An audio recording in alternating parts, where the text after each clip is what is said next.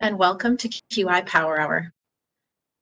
My name is Tracy Sharon, and I am CEO of the Health Quality Council in Saskatchewan, and I am absolutely delighted to be guest hosting our QI Power Hour session today as we welcome Knowledge Keeper and storyteller Lyndon Linklater in honor of and recognition of National Indigenous History Month in Canada.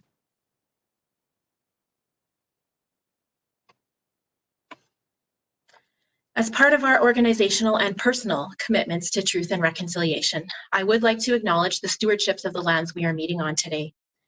Today, I'm joining you from HQC's office in Saskatoon, which is located on Treaty 6 territory and the traditional lands of the Dakota, Lakota, and Nakota, and the homeland of the Métis. We also support improvement in health and healthcare throughout the entire province, which also encompasses territories within Treaties 2, 4, 5, 7, 8, and 10. We want to contribute to a future of reconciliation through restoration of relationships and trust and collaboration. And when I was reflecting on this statement this morning, I think part of making an acknowledgement like this is recognizing that we are all treaty people. So during National Indigenous History Month, I'm committing to educating myself on the treaties and what they mean. And I would encourage all who are listening who would like to learn more to do the same. So now I'd like to please invite you to share in the chat where you are joining us from today.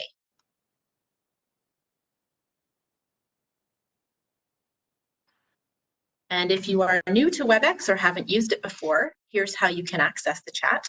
So if you move your mouse to the bottom of your screen, you'll see a little toolbar that looks like the one on the right-hand side of the screen there. From the toolbar, you can select the message bubble icon to launch the chat, and ensure that you select all participants in the two fields so that we can all see your response. I see Saskatoon popping up. Treaty 6 territory in La Ronge. Saskatoon, Weyburn. Regina. Excellent. Warman.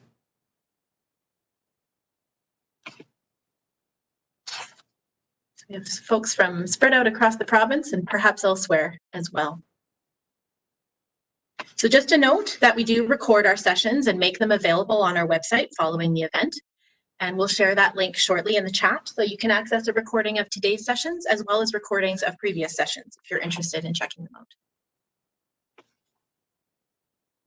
To give you a sense of who's been part of our community to date, you'll see icons of organizations who are interested in quality improvement, or QI as we call it, and improving the systems they're each a part of.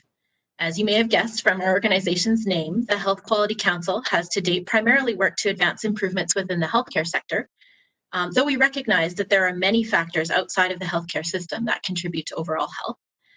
Today, I especially have heightened awareness and appreciation for all of the diverse sectors and organizations that contribute to health and well-being in our society. And I think we've seen the need for that over the past few months. So thank you to all of you for the work that you do to contribute in our communities. So if this is your first Power Hour, these next couple of slides will give you a sense of who's been part of our community throughout Saskatchewan, across Canada, and even around the world.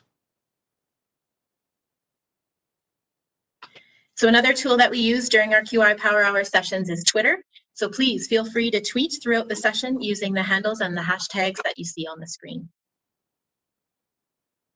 So now, without further ado, we'll proceed with the content of our session today.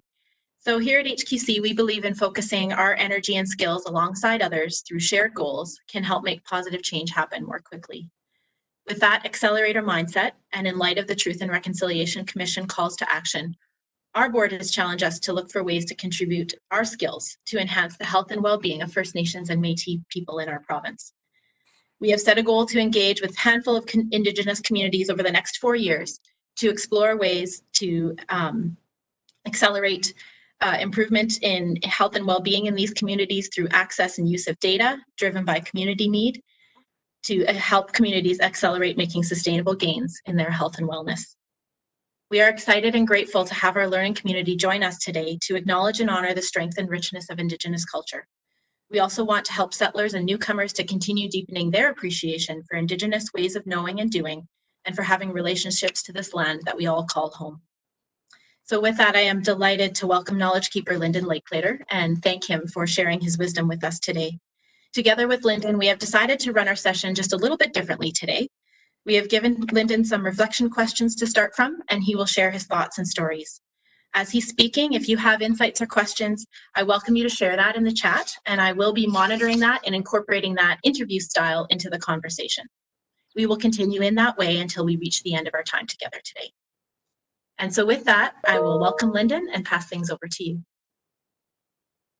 Well, good morning. I'd like to start off by just sharing with you. I would like to start off by saying, "Tanse, antotem tik niwakumagan tik tamskatin awal." Lyndon Linklater and Siga Sun Gaptukanaw se Pisuawa Sigani. I just shared in my language greetings to everybody that is taking part in watching, witnessing this. I just want to share with you some few stories to help in what you're trying to achieve, I guess, in learning about our country, learning about our history, trying to make things better in Canada. And I wanted to thank you for doing that. And also, before I start, I want to recognize the Office of the Treaty Commissioner, our Treaty Commissioner, Mary Culbertson, for the work that they are all doing, which is how I got to be here with you today. I'm one of the speakers on the Speakers Bureau, and we do a lot of public education throughout the province, throughout Canada, in trying to inform and educate Canadian people about our history and about issues, that are relevant today, that are contemporary. But anyways, yeah, I can't help it. I'm a storyteller. There's only so much time in this power hour here, but I just want to share with you this story that's really like a miracle. It's a miracle. I come from a family where both my parents, they went to those things called the residential schools. Mom and dad, they both went. My mom went here in Saskatchewan. My father went to one in northwestern Ontario. We lost our dad about 2 years ago. He came from northwestern Ontario, Treaty Number 3, Couchiching First Nation, Anishinaabe people.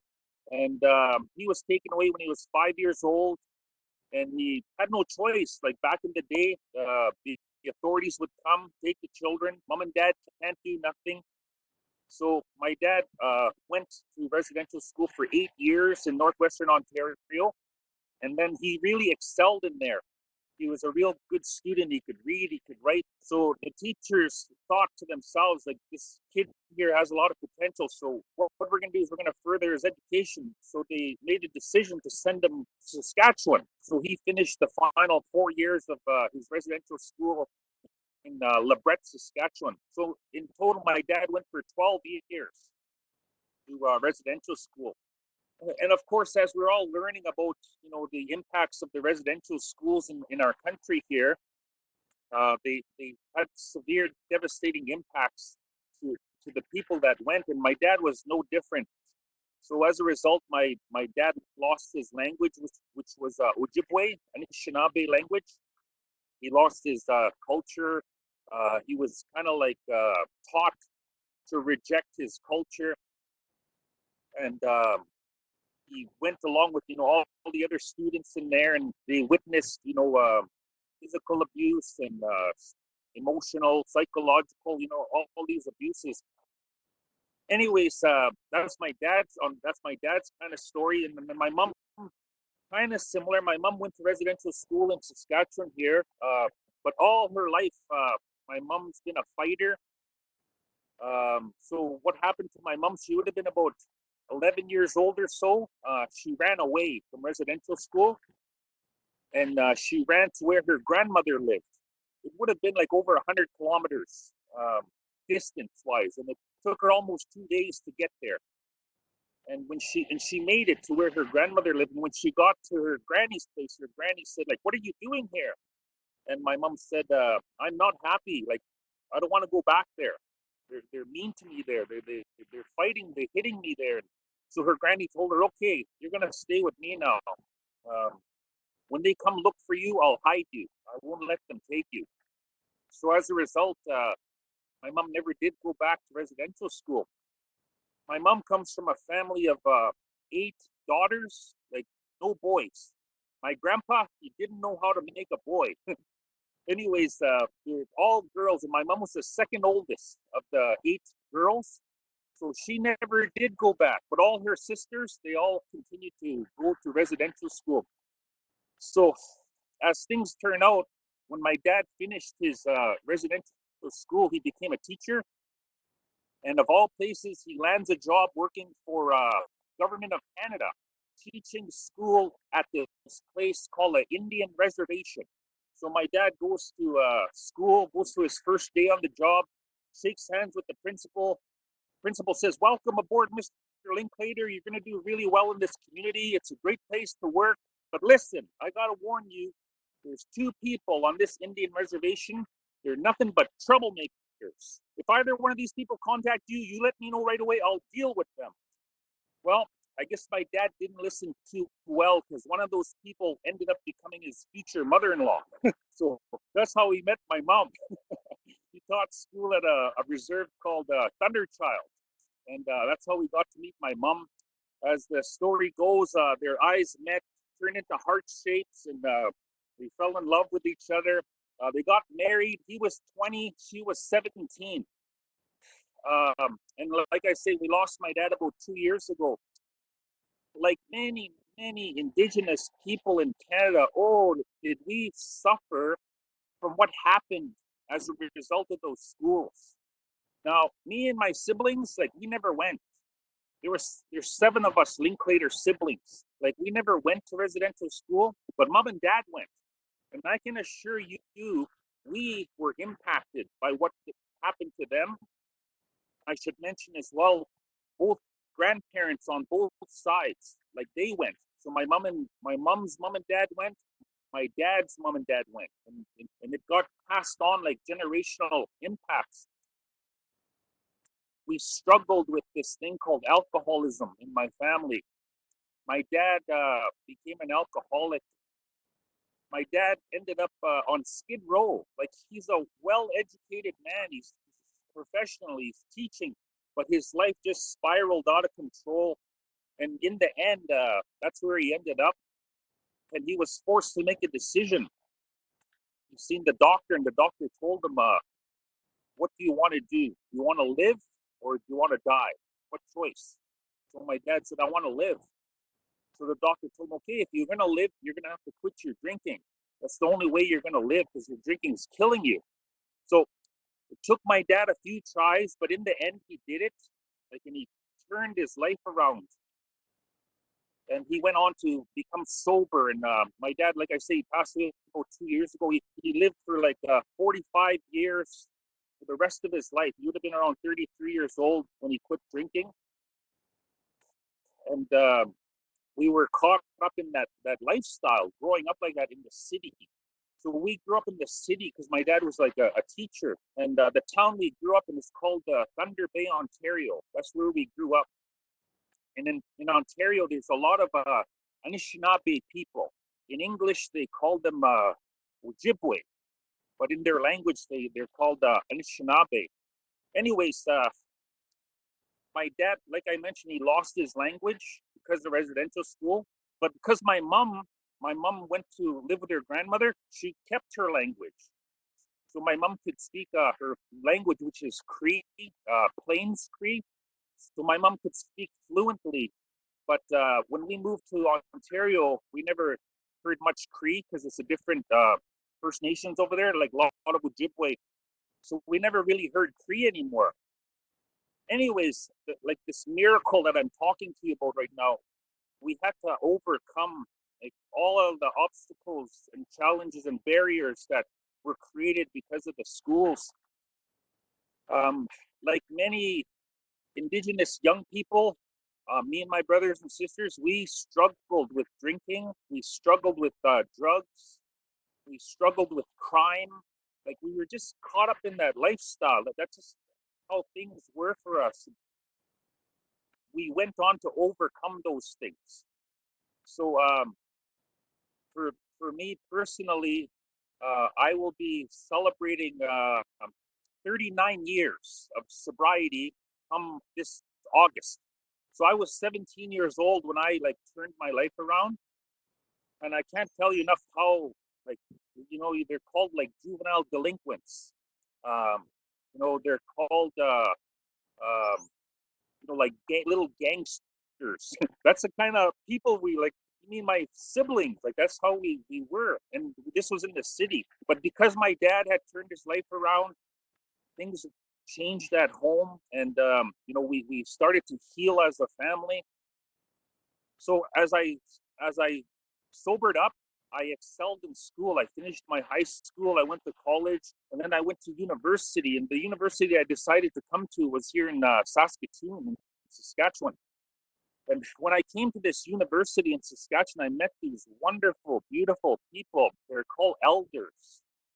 And what ended up happening with me and these elders is they adopted me. So I became their son. He became my dad. She became my mom.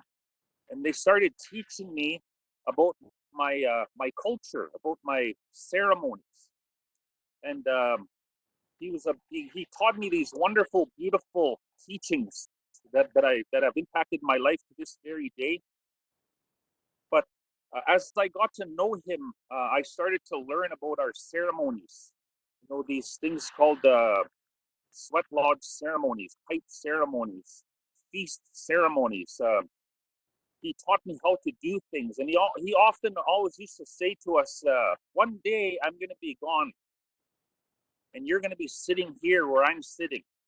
You're going to take over." Like, he used to say that to us.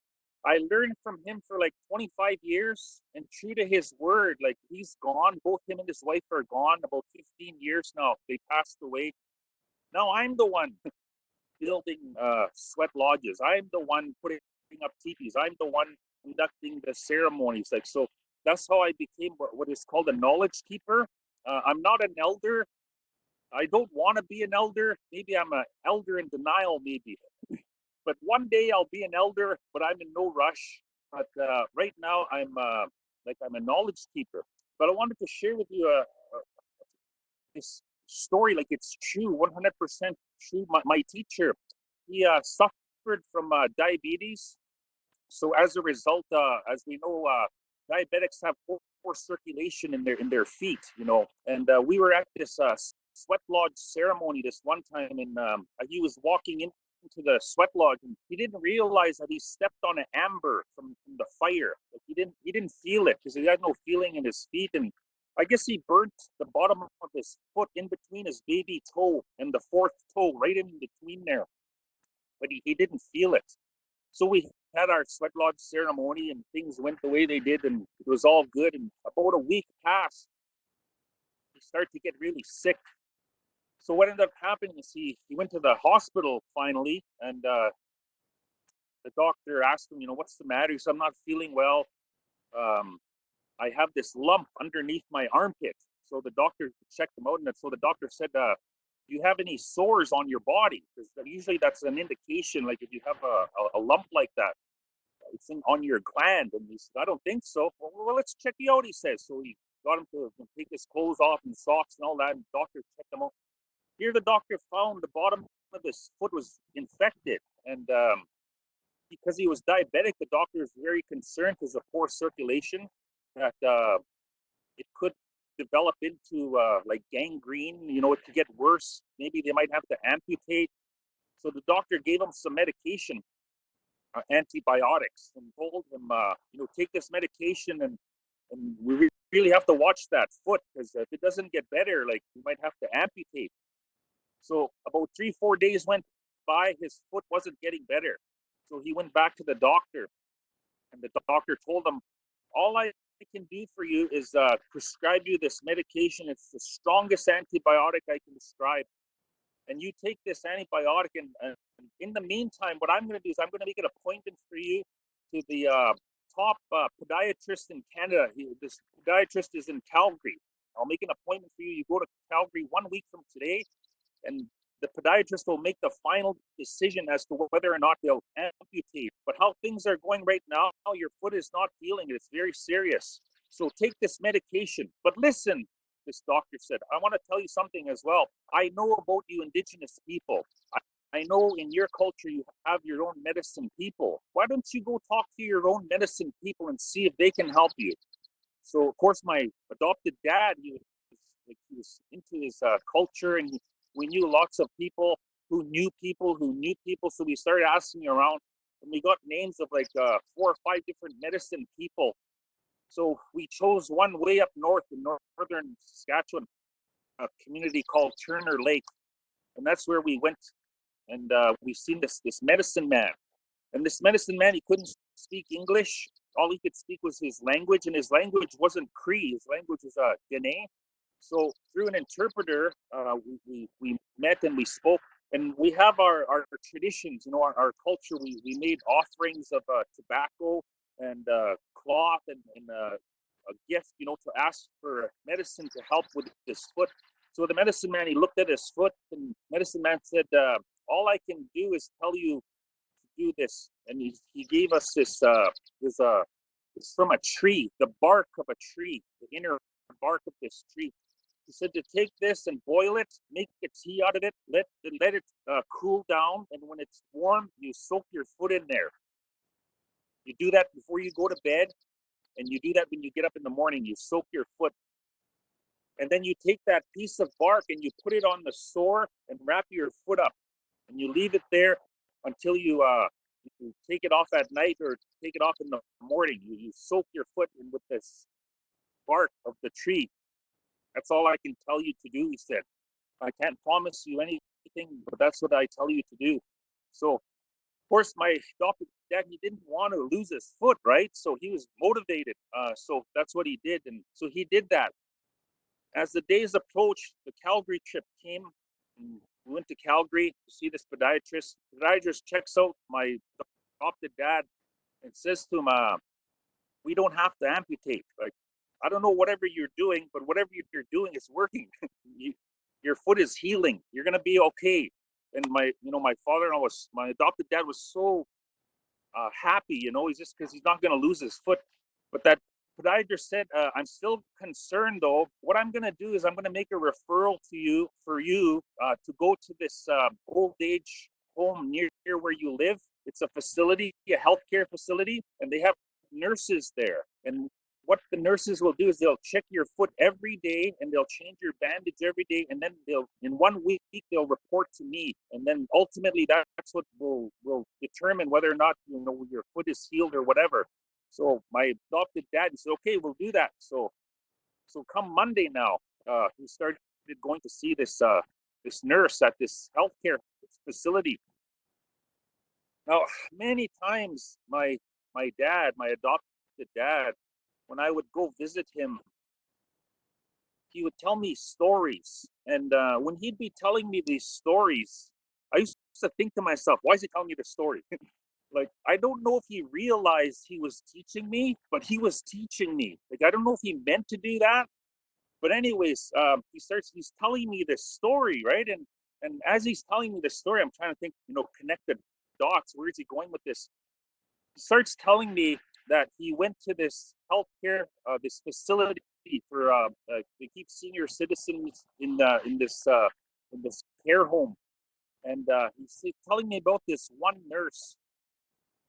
He said, Lyndon, I gotta tell you about this nurse. He says, I have never met a person like this in my life. When I go see her, she makes me feel so good inside. She tells me stories. She's so funny. She tells me funny stories and jokes. It's what happens is I can't wait to see her. Says after we're done in the morning, I can't wait to see her till the next day. He said that's how like she made me feel. And I got to meet her for 5 days, Monday to Friday. Every morning I went to the care home and I got to meet her and got to see her. And on the 5th day, on Friday, when she's seen my foot, she said, you're done. She said, you don't have to ever come back. Your foot is healed. And that's the story he told me. So when, like, after the story was over, I'm sitting there, and I'm driving home now, and I'm thinking, what's the moral of the story? Kind of like, for me, it had nothing to do with what they call the Indian medicine or the indigenous medicine, because I already know, like, we've been living here like for thousands and thousands of years. We have our own doctors. We call them medicine people. We have medicine men. We have medicine women. Like, they know which plants to use, and they really, really work these plants. They and like, there's science involved, but like, we don't think like that in our culture. We know what works and we know what doesn't work. To me, that wasn't the story of that he was teaching me. It had to do with this woman. That, to me, how could the world be if we all acted like that to one another? Can you imagine living in a world where we treat each other like with respect, regardless of the color of our skin, regardless of the language we speak? Like, to me, that was the point of his story. But I don't know if he meant to teach me that. But anyways, I told that story at his funeral about 15 years ago. They asked me to be deliver part of the eulogy, and I told that story because it had such a profound effect on me. When the funeral was kind of over, we're mingling with people. This lady comes up to me, shakes my hand. She says, "Hi, I'm the nurse." She goes.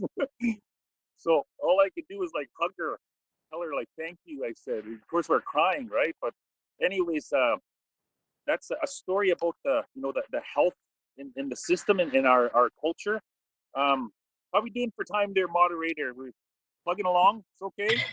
We're plugging along. Yeah, we still have about a half an hour left. I want to, like, just in thinking about this field that we're in.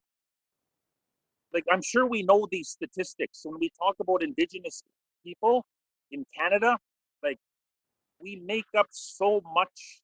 We're overrepresented in the negative demographics. Like, if you're Indigenous in Canada, chances are you're not going to live as long. Like, your longevity, like, that's just how it is. If you're a young person in Canada, like, the statistics regarding suicide are like just crazy. Um, they don't finish their grade 12. Their health is not as good as the regular, like, Canadian people. There's just so many areas in these negative demographic uh, statistics that exist. Well, when we talk about Indigenous people, um, right now, what's going on because of the George Floyd thing in the States, like, it's really impacted, like, Black Lives Matter, the whole Black Lives Matter movement. And it's causing the world, like, it's a global phenomenon. It's causing the world to, like, really look and to say, like, what is kind of like obvious, what's been going on. And we've been saying this for like decades and decades. We've been saying this, that there is this thing that exists in the world, and that's what it's called. It's called, like, racism. And we really have to think about that. Like, I look back at my life growing up. I remember, like, we were taught to be homophobic. We were taught, like, you would call another fellow student, you'd call them like a little gay boy or like a fag. Like, we would say that, and like, them's fighting words. Somebody calls you that, like, those are fighting words, and it would start a fight, and it was meant with negative connotations whenever you said that.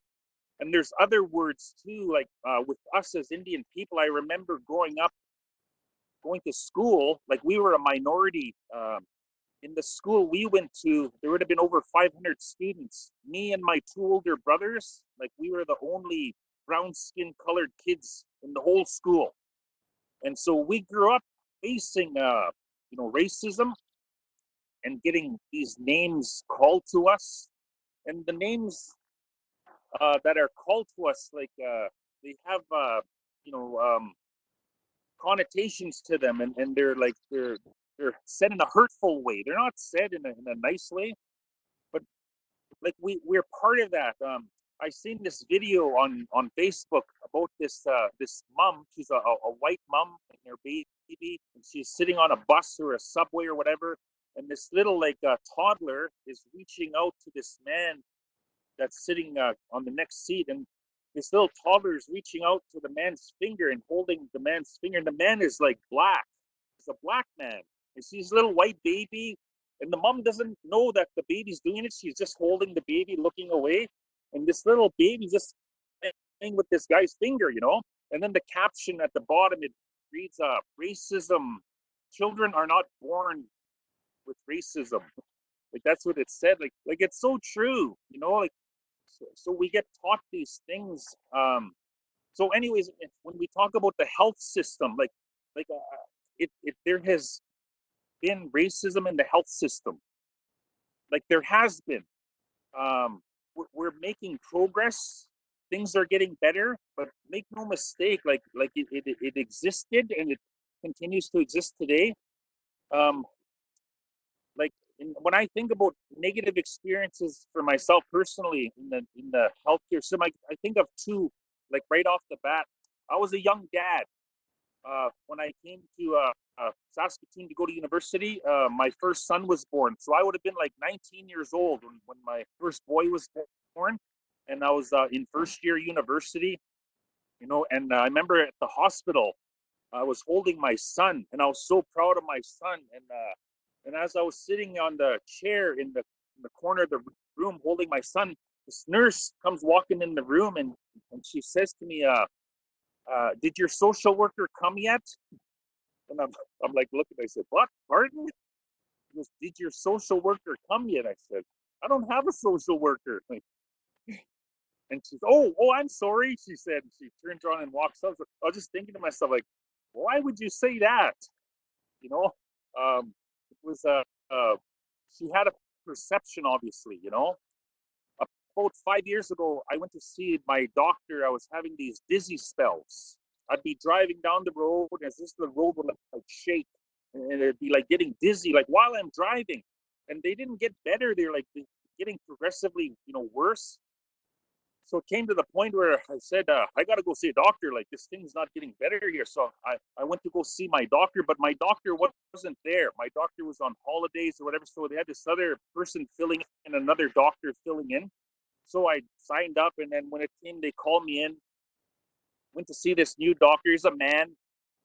And he says to me, how can I help you? And I told him, this is what I'm experiencing. And okay, well, we'll do some little tests on you, and then we'll see if we can figure out what's going on. So takes my blood pressure, takes my pulse, whatever, and asking questions. And he leaves the room, comes back in the room, and he says, says to me, for your dizzy spells that you're having, what you're gonna have to do is you're gonna have to quit your drinking. He says to me. That's what he said to me. So I looked at him and I smiled. I said, "Well, that should be pretty easy, doc, because I haven't drank like in 33 years." I said, I abstain from alcohol. I don't drink. And his jaw just like dropped, when he said that, when I said that. And then he goes, "Oh, well, you're gonna have to quit your smoking then," he says. I said, "Well, I don't really smoke either," I said. Like I smoke this thing, it's called a peace pipe, like it's a ceremony thing, but I don't smoke cigarettes, I said. And we smoke pipe, but maybe twice a month, 3 times a month sometimes. So then, well, you're gonna have to quit your coffee then, he says. And coffee? Could coffee do this? He says, "Well, how much coffee do you drink?" And then that's what I said. Well, I have like 2 Tim Hortons every day, like double doubles. But anyways, I was thinking to myself, like, why would he say that to me? You got to stop your drinking. Like that's the first thing he said. Like why would he say? So like, there's these what you would call those perceptions that exist, and biases maybe that exist, and like we think but we don't know. Anyways, the other thing I want to share with you in the time that we have, about 4 months ago, I suffered a heart attack. Couldn't believe it. February 9th, we made dinner plans. Me and my missus, we're going to go for dinner at 8 o'clock at night. So about 7:30, I wasn't feeling well. Like it's like I had heartburn, and it's like I wasn't getting full air, and I'd have to take deep breaths like to get air. Like it wasn't, and like something wasn't right, and so I ended up going to the hospital. Uh, Turns out I was having a heart attack. That's what they told me. They hooked me up to ECG or whatever, and they're just like running around, uh, just really like panicking. And then they said to me, "We're transferring you to University Hospital. Ambulance is going to be here within 10 minutes, and they're going to take you and they're going to operate on you." I'm like, "Operate? What are they going to operate on?" He said, "Your heart." My heart? What's the matter with my heart? "You're having a heart attack," they said. Like I couldn't believe it. Anyways, I have nothing but gratefulness and to thank all of the frontline workers that I experienced and witnessed when I had my heart attack. Like they, all those people together, like they saved my life. I did not experience any like negative or anything like racism, or it was just wonderful experience that I had. So I I, I just want people to understand, like, uh, when I talk about like racism, when I talk about those experiences, like I'm sure you might agree as well. Like maybe you've witnessed something, and it's not. I'm not saying the whole health care industry or all the people are like racist, and that's not true at all. Like, but at the same time, we have to recognize that these things do exist, and for whatever reason, maybe it's because people are uneducated. Maybe people are like scared. Like there could be different reasons, but I know myself personally. Like when I was growing up, I remember being taught, like I mentioned, to be homophobic. Like as a kid, was taught that. So when I got older, I became educated and I started learning. And to me, um, like I have no issues today. I don't care about somebody's sexuality. Like I don't care about it. Like I know what I am, and whatever they're like, good for you. Like, um, but I see it happening still, though. How they're treated, how the LGBTQ community is being treated. I see how Black people are being treated. I see it, how they're being, and why are they being treated like that? Because of the color of their skin, because of their sexuality, because of their religion, because of their language. Like, this is what's going on. And so this is what we want to do away with, you know? So when we talk about the calls to action, the 94 calls to action, TRC, this is something that is helping us as Canadian people. It's like a catalyst for us to continue to learn more, to delve into our history more. Like when you stop and think about it, in our country, like before I go too much further, like I'm a Canadian, eh? And I love my country. Like I say, Canada is the best country in the whole wide world. Like that's what I say.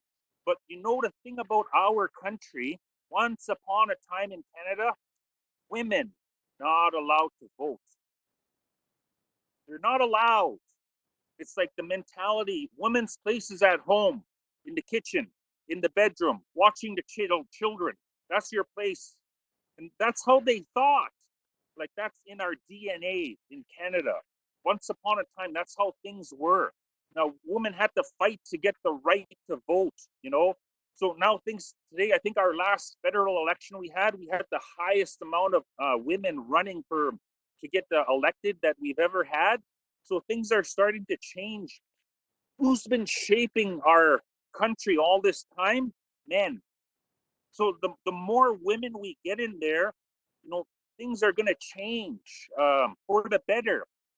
As my elders taught me when I started to learn the true history of my ancestors, women are higher than men in our culture. Yeah. Women have a big say what goes on. So it's not this chief, wearing a war bonnet, making all these decisions on behalf of the people. It's not simple as that. what you don't see behind the scenes is this man. He'd be talking to the grandmothers. The grandmothers would be telling him, "You better think about this, and you better wonder about this, and you better." He would have thought about all this. It's almost like he's a spokesperson for what the grandmothers say. So, like, I know in my house, how we say grandma, when we say nokum or we say kokum. Like when kokum says something, like you better listen. So of course my mom raised how she was. Yeah, my mom's just has those deadly teachings, and all our lives, the women have really influenced our lives. Anyways, that's in our culture, like traditional culture.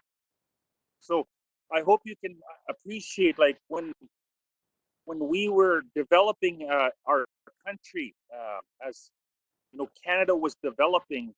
Like Canada entered into these treaties, and these treaties, that's what gives Canada like the right to become a country, because you can't become a country if you don't got no land. And that's how they got the land, was from the treaties, you see. So when they entered into these treaties, like at nation to nation, they made promises to one another. And when the treaties were made, treaty people were created. When the treaties were made, both sides of the treaty received benefits. Both sides. It's not just like one side. So everybody listening right now on the Power Hour, I hope you can appreciate. Think of the benefits you have received because of the treaty that was made. So we are situated in Treaty Territory number 6. The signatories to Treaty number 6 were the Cree people. Yeah, the Cree people were signatory to, and our treaty was created before Saskatchewan was even born. It was created before Alberta was even born. So the treaty's older than the provinces. So that's why our treaty extends into what is now what we call Alberta. It extends. Treaty number 6 is, and that's where our chief, where my dad's on my mom's side, Thunderchild First Nation, Thunderchild Cree Nation.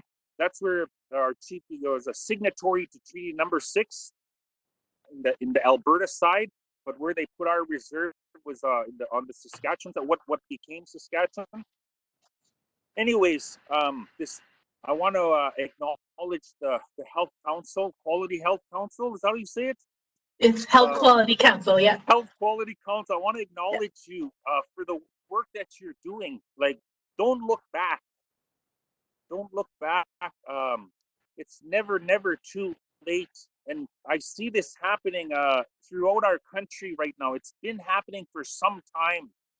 More and more Canadians are becoming educated, are getting aware of our history, and they're doing something about it. They are committing what are called acts of reconciliation. That's what they're doing. So by virtue of you learning, like the TRC, the recommendations talk about, is like learning the history, uh, learning about residential schools, learning about the culture, talking to people, becoming educated. Like, that's, you're committing reconciliation. And so I want to encourage you to continue on that path that you're doing. We gotta the schools in our province, residential schools, were here 122 years. That's how long they were here. At least 5 of our generations went through that process. So if we think reconciliation is going to happen in a year, 2 years, 5 years, 10 years, it's going to take a while. Yeah, it's going to take a while. When my ancestors entered into treaty, my ancestors, they had an idea of what they wanted for themselves and for their children, their grandchildren, and the ones yet to come. So when they entered into treaty, they were thinking about me. They were thinking, I wasn't even born yet. And what they wanted for me, and how things are right now in our country, like, they don't line up with all the, like, the suicide of young people, the poverty that exists, the crime statistics, the low education rates, the health. Like, that's not what my ancestors had in mind when they entered into the treaty. So that, to us, this is what we want, is we just want what everybody else has. That's all we want. Uh, um, we and Canadians understand that. Canadians are helping us. Yeah, I love Canadians. Anyways, I don't know if there's any questions or if you There, have questions. yeah, we just have a few minutes left, so about 5 or 10 minutes left. And there's one here that I think would be very interesting, just given what you were just talking about. So the question says, thank you for sharing your wisdom through storytelling. What are your thoughts on how to help non-Indigenous people understand how they can use their power and privilege that they have through what we gained through the treaty relationship to reconcile the negative impact of colonization? Well, in our country here, there's this thing called voting. If we get people elected into government that understand, that are that have that understanding, that's certainly one way. And I love asking this question. 99% of the time, nobody gets the answer right. So let's see if anybody in Power Hour out there knows the answer to this question. Do you know who stopped residential schools from happening? Does anybody know? Okay, we'll give it a minute to see if anyone types in the chat. Yeah. Does anybody know who stopped residential schools from happening? Oh, okay. I'm going to tell you the answer. You know who? Okay, thank you. You know who? Canadians. We did. Canadian people did. When Canadian people found out this was going on in Canada, oh, they lost it. They flipped out. They're calling their MPs and they're saying, you can't be doing this to children here in Canada. What's the matter with you, government? Like, they shook government up. They told government, you can't do this. Canadian people can force change. Like, we get together, that's what we can do. And so we're actually all on this journey together. Like, this pandemic, that's another thing that our Mother Nature has done. It's really made us look at ourselves, how we're living. Like, I notice me and my missus here, we got a lot of extra money now because we're not going out eating, going out all over the place or whatever. And I'm spending a lot of time with her, like we're not like how we're living before. It's like we're doing our own thing, but it's kind of, in a way, it's very ironic what this pandemic has made us do. More time with our children, spending more like quality time. It's like we hear these, call them teachings. Uh, Love one another, be kind to one another, have respect for one another. Like, we hear them, but this pandemic, it's actually made us like realize that even more. So that's kind of interesting, but that's what has to happen. And the more Canadians become aware, the more educated they become, uh, the more they get to know. And it starts by visiting with one another.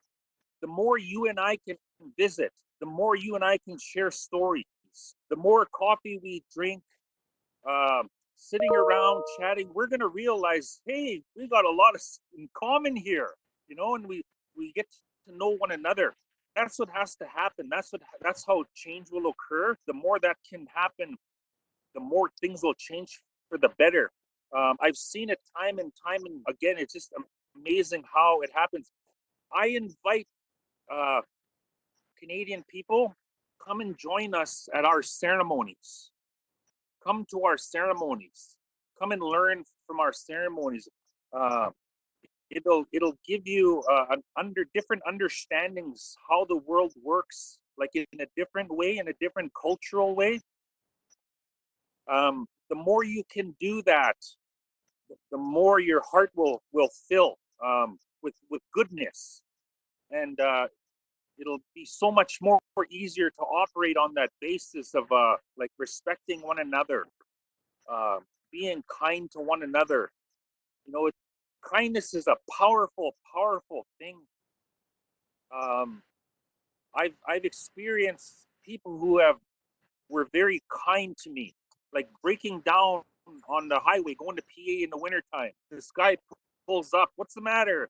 This guy drives me to my house. You know, like he lived in Warman, and he drove me to my house to get a gas can because I ran out of gas. You know, like and that's what he said. What he said to me was, I don't want any money from you, but something like this is going to happen to someone else, and you go help them in the future. You know, so like kind of pay it forward.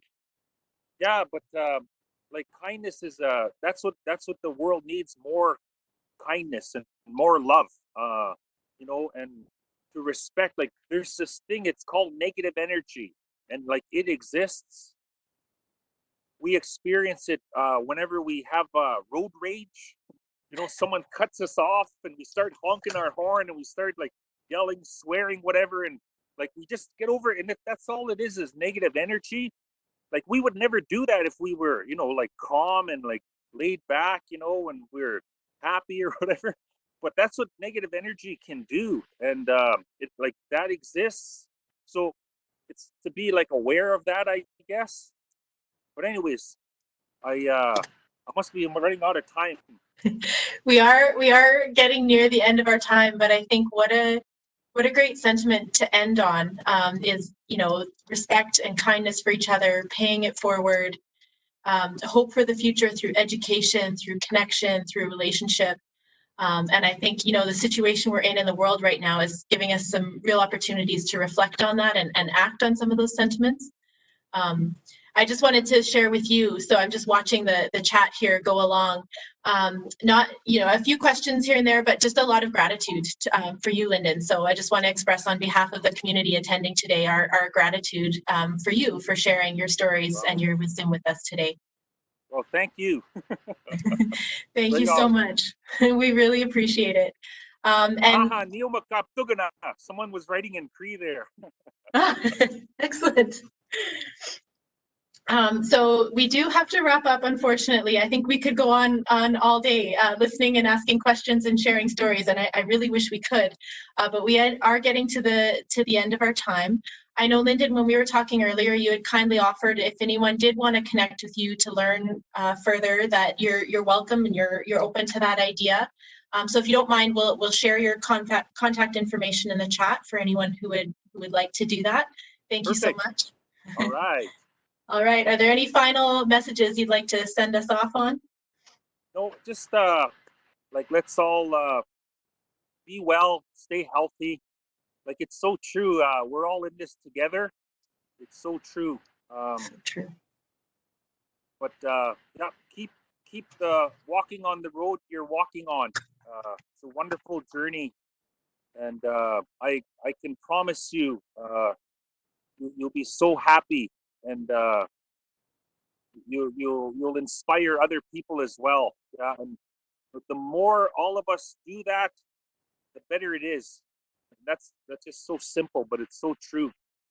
So thanks again for everything, and keep up the good work. Thank you so much, and we'll continue on our journey, on the path that we're on. I think that's such a beautiful just image and concept to think about. So thank you so much. We're so grateful for you for joining us today. I will just take a few minutes to share with the community before you all disconnect about our next QI Power Hour session, which will occur on July 17th. Where we'll discuss the ladder of inference, which is a model that describes the thinking process that we go through, usually without realizing it, to get from fact to decision or action. So I think about some of what you talked about today, Lyndon, and how that can be connected to some of the stories we tell ourselves in our head about what we're seeing and hearing. So will be a great follow on to this discussion. So we invite you to register for that if you're interested, using the link being shared in the chat. And the last thing I'll leave us with is, in the spirit of continuous improvement, we invite you to share your feedback on today's session in a 2-minute evaluation survey. It'll automatically launch when you close out your window for WebEx. Just to note, you will see a little warning that says you're going to an outside site. That's okay. Our survey provider is a trusted site, so you can click on continue and please fill out that evaluation. We do value your feedback and we do act on it, so please do share it with us. And with that, I will close out our session today. Again, extend my gratitude and appreciation to Lyndon for joining us today. We look forward to seeing you again next month, and until then, take care and stay safe. Thank you.